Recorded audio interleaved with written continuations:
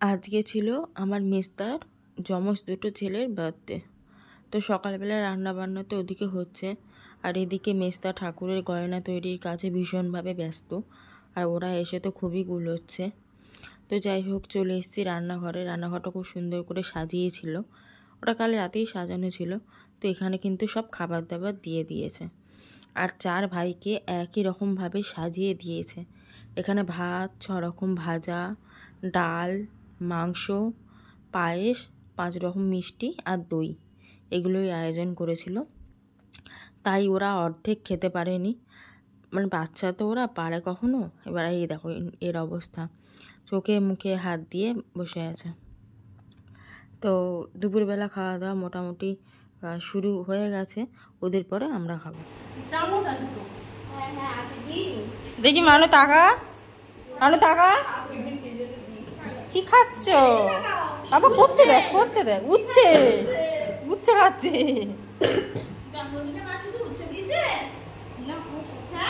তুমি কি খাচ্ছ? তুমি কি খাচ্ছ?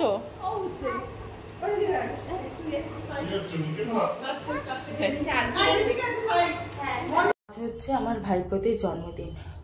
ভাইপো মানে সোনু মানুর কথা বলছি, আমার মেজদার যমজ দুটো ছেলে।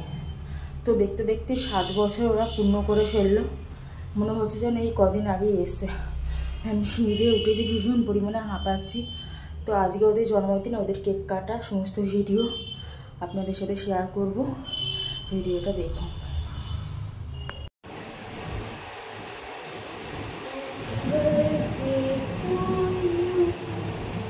তাকাও তাকাও তাকাও।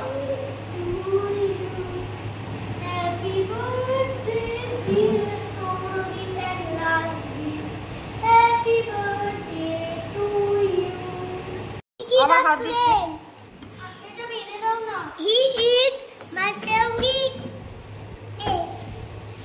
কি কোনটা?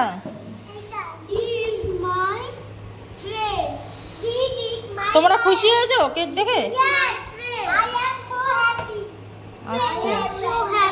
মানে হ্যাপি। ওরা কেকটা দেখে এতটাই খুশি যে নিজেরাই হ্যাপি বার্থডে বলছে, মানে বাচ্চা তো একেই বলে। এখানে মেজদা খুব সুন্দর করে বেলুন দিয়ে হ্যাপি বার্থডে লিখে দিয়েছে। তো ওরা দুজনও কেক নিয়ে একদম রেডি, শুধু বললে হয় তারপরেই কাটাকুটি শুরু করে দেবে। ওরা কেক কাটতে এত ভালোবাসে, আর দুজনের দুটো ফেভারিট কেক এসছে, আর দেখতে হবে না, ভীষণ আনন্দ। আর জ্বালিয়ে দাও না, happy birthday to you. Cut দে Sourodip, happy birthday to you. নাও দুজন দুজনকে খাইয়ে দাও, আগে দুজন দুজনকে খাইয়ে দাও, ভাইয়াকে খাইয়ে দাও, খাইয়ে দাও, খাইয়ে দাও, আগে ভাইয়াকে খাইয়ে দাও, দিতে হয়, খাইয়ে দাও। হ্যাঁ এবার তুমি দাও, এবার তুমি দাও, তুমি দাও।